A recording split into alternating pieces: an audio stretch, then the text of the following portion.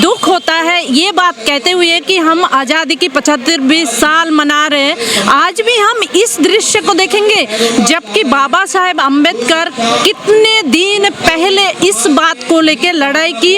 उन्होंने बकायदा लिखते रहा, समाज में इस अवस्था को सुधार के लिए लगातार कार्यक्रम करते रहे, समाज को समझाते रहे। हम भी यही कर रहे हैं। हमारे जो छात्र आप लोग तो आवाज उठा रहे हैं, लेकिन उन लोगों की मानसिकता में तो कोई सुधार नहीं आ रहा ना, तो फिर अत्याचार कैसे रोकेंगे? वही हम सबको, समाज की सारे वर्ग को हम ये आह्वान करते हैं कि आप इंसान बनिए।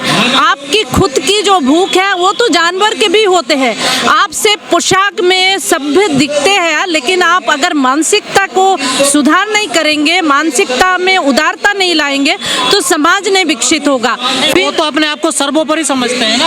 वही उस मानसिकता को बदलने की जरूरत है, और इसमें हो सकते हैं कि समाज के जो ऊंचे वर्ग में या कोई स्थायी जो सदस्य है वो लोग भी सोचे और समाज की इस मानसिकता को बदलने के लिए मुहिम चलाए। आखिर दलित करे क्या? मूंछ रखता है तो हत्या कर दी जाती है, घोड़ी पे चढ़े तो हत्या, अच्छे कपड़े पहने तो भी हत्या। ये दलित को एकजुट होना पड़ेगा, और हमारे जैसे जो शोधार्थी है, विद्यार्थी है, शिक्षक है, सब इकट्ठा होके समाज को शिक्षा देने। एकजुट कैसे होंगे? आधे बीजेपी में, आधे कांग्रेस में। ये पार्टी पॉलिटिक्स के चक्कर में अगर जाएंगे तो समाज बिखरेगा, क्योंकि आज जो बीजेपी में है काल वो कांग्रेस में हो सकते हैं, आज जो कांग्रेस में है काल बीजेपी में हो सकते हैं। इसलिए पार्टी पॉलिटिक्स को छोड़ के मानवता को पहले लाए, और समाज में जो ऊंचे वर्ग में है बैठे हैं वो सोचते हैं हम समाज के धरोहर है, और जो नीचे बैठे हुए दलित है ये इंसान नहीं है।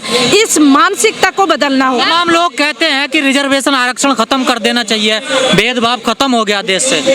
नहीं, रिजर्वेशन उन्हीं को देना चाहिए जो आर्थिक रूप से, मानसिक रूप से कमजोर है, उनको आगे लाने के लिए रिजर्वेशन होनी चाहिए। रिजर्वेशन कोई आर्थिक आधार पे नहीं है ना? नहीं, आर्थिक आधार पे कतई रिजर्वेशन नहीं होना चाहिए। जैसे कि कोई प्रतिबंधी प्रतियोगी है उनको रिजर्वेशन में रखना चाहिए, क्योंकि वो शारीरिक रूप पे कमजोर है, और जो आर्थिक रूप से एकदम से पिछड़ा वर्ग है उनको आर्थिक मदद देनी चाहिए। कहते हैं SC ST का रिजर्वेशन खत्म कर देना चाहिए, जो सामाजिक आधार पे शोषण होता है वो बंद हो गया है। ऐसी बात नहीं है कि सामाजिक शोषण बंद हो गए हैं। हाँ, लिखित रूप से तो बंद हो गया है, लेकिन समाज के अगर बंद होता तो आज के ये सब घटना हमें नहीं देखने को मिलता।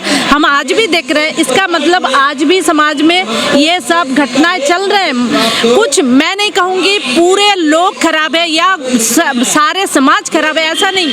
कुछ इंसान है, कुछ लोग हैं जिसके मन में आज भी ये भावना है कि हम ऊंचे स्तर में बैठे हैं। हमारी आज भी उनके मन से वर्ण भेद, जाति भेद गए नहीं, वो अभी भी ऐसे ही सोचते हैं। आपको नहीं लगता सिविल सोसाइटी लोग वाले भी चेहरा देख के आंदोलन करते, मांग करते? नहीं, ऐसा नहीं लगते। जो लोग सच में दिल से मानविकता रखते हैं वो किसी भी लोगों के साथ अन्याय होते हुए नहीं देख सकते, उसके रूह कांपेगा। लेकिन जो लोग खुद को एक धारणा के अंदर, एक भावना के अंदर रखे, वो तो जरूर ऐसे लुक देख के या चेहरा देख कह रहे हैं कि मानवता, इंसानियत, मतलब मानवता और इंसानियत से पहले तो लोग जाति पूछते हैं, तो ये कैसे होगा खत्म? जाति पूछने का जो प्रथा है इसको खत्म करना होगा। काबिलियत पूछे, आप किसी को पूछे तो काबिलियत पूछे। जैसे हम क्लास में पढ़ाते हैं, हम थोड़ी ना पूछते तुम किस जाति को हो बच्चे। हम देखते हैं कौन अच्छे पढ़ते हैं, जिसका मेरिट अच्छा है, उनसे ज़्यादा जो पिछड़े हुए हैं, जो कमज़ोर है, उस पर ज़्यादा ध्यान देते हैं। हम उस बच्चे को और थोड़ा सा डेवलप करते हैं ताकि क्लास में बराबर जो भाव है वो आए, सारे बच्चे समान रूप से मेरे विषय को जाने। ऐसे समाज में भी होना चाहिए। सब आप जैसे नहीं है ना? नहीं, मेरे जैसे नहीं होगा, लेकिन हम अनुरोध सबसे कर सकते हैं कि आप अच्छे बने। हम जोर जबरदस्ती नहीं कर सकते कि आप अच्छे बनो, लेकिन बोल सकते हैं ऐसे मेरे जैसे और भी 10 आदमी आएंगे तो 10 जो खराब है वो भी बदल जाएंगे।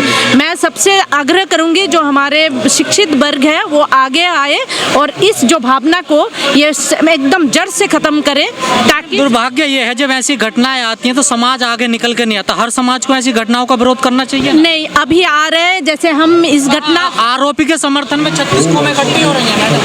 देखिए, जैसे कि आज राजस्थान की घटना को लेकर धरना हो रहा है, लेकिन मैं हूँ बंगाल से, ये नहीं सोचा कि बंगाल से हूँ तो नहीं आना चाहिए, नहीं आना चाहिए, क्योंकि ये एक ऐसा मुद्दा है, ये समाज के जो महिला है, आज 21वीं शताब्दी में महिला अगर सुरक्षित महसूस ना करें तो कब करेंगे। आज जबकि हम चांद पे जाने की बात कर रहे हैं, हम मंगल ग्रह पे घर बनाने की सोच रहे, सपना देख रहे, और आज हमारे इस धरती में, ये पावन धरती में, भारत में महिलाओं को मतलब असुरक्षित महसूस करे, ऐसा नहीं हो सकता। क्या ऐसे विश्वगुरु बनेगा भारत जो कल्पना की? नहीं बनेगा। इसीलिए अगले जो 25 साल आज़ादी के अमृत महोत्सव से कहने को नहीं, हमें करना होगा। आज से अगले 25 साल हम ये सोचेंगे, हर नागरिक, भारत की 130 करोड़ जो जनता है, सबको सोचना चाहिए कि हमसे खुद को नहीं, लेकिन जो जाति का घमंड है वो कैसे टूटे? वो भी टूटेगा जब वो खुद से बाहर आके भारतीय सोचेंगे कि हम भारतीय हैं। खुद दिल्ली के शिक्षा मंत्री कह रहे हैं मैं राजपूत हूँ, राजपूत, तो कैसे सुधार होगा मैडम? वो दिल्ली के जो शिक्षा मंत्री है, उनको पहले, सबसे पहले उनको बदलना चाहिए, उनकी मानसिकता को बदलना चाहिए। और इसीलिए उनके मीडिया के सामने कह रहे हैं मैं राजपूत हूँ, डरूंगा नहीं। हाँ, और इसीलिए हम दिल्ली के जनता या दिल्ली के शिक्षिका के तौर पे उनको ये उनसे आवेदन करते हैं कि आपकी ये मानसिकता बदले। दिल्ली के शिक्षा मंत्री मतलब पूरे भारत के जो शिक्षा व्यवस्था है उनके वो धरोहर है। मुख्यमंत्री भी कहते हैं मैं उस जाति का हूँ, बड़ी जाति का। योगी जी ने खुद कहा, तो कैसे कम होगा मैडम? तो सबको बदलना चाहिए, सबको ये धारणा से बाहर आना पड़ेगा। जैसे हम सोचते हैं क्लास में, हमारा कक्ष में जो भी छात्रा बैठे हैं वो किस जाति का है, ये नहीं देखना चाहिए, हमें देखना चाहिए उनको कैसे। प्रधानमंत्री कहता है मैं पिछड़ा हूँ, तो कैसे यहाँ जातियाँ छूटेंगी मैडम?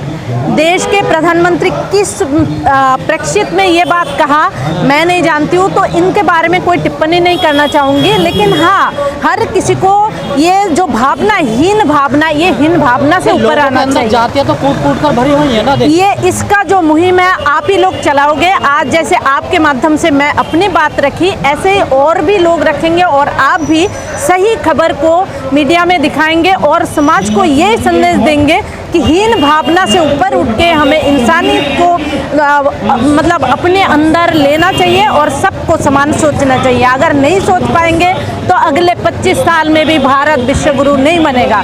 और हमारा लक्ष्य यही है, हम अगले 25 साल में भारत को विश्वगुरु बनाएंगे। ऐसा जो घटना हो रहा है सिर्फ राजस्थान में नहीं, सिर्फ उत्तर प्रदेश में नहीं, बंगाल में भी हो रहा है, आपका हरियाणा में हो रहा है, हर जगह पे हो रहा है। तो एज ए शिक्षिका मैं इसका तीव्र प्रतिवाद करती हूँ और मैं चाहती हूँ हमारे समाज, जब 19वीं शताब्दी थी तब भी ऐसा होते थे, आज हम लोग सबसे आधुनिकतम युग में आके पहुँचे हैं, फिर भी हम इसको देखेंगे तो हमें क्या बदलाव किया हम लोगों की। आज हम बोलते हैं कि हम बहुत शिक्षित हो गए, हम समाज में सुधार लाए, समाज हमारा पढ़े लिखे बने और समाज में अर्थनैतिक जो स्थिति है वो भी बदले हैं, लेकिन कहाँ बदले हैं? आज भी तो वही स्थिति है कि हम, एक औरत जो बचने के लिए किसी घर में घुसते वहाँ पे पेट्रोल से जलाया जाता है, ये कहाँ की न्याय है? आप बताइए, सभ्य समाज में ये कहाँ तक मान्य है? मेरे ख्याल मतलब मेरे हिसाब से समाज में सिर्फ अपने स्वार्थ के लिए नहीं, समाज के लिए जीना सीखना होगा। यह अगर नहीं सीख पाएंगे तो आज जो 21वीं शताब्दी है इसमें भी हम आदि वन्य जंतु की तरह ही रहेंगे।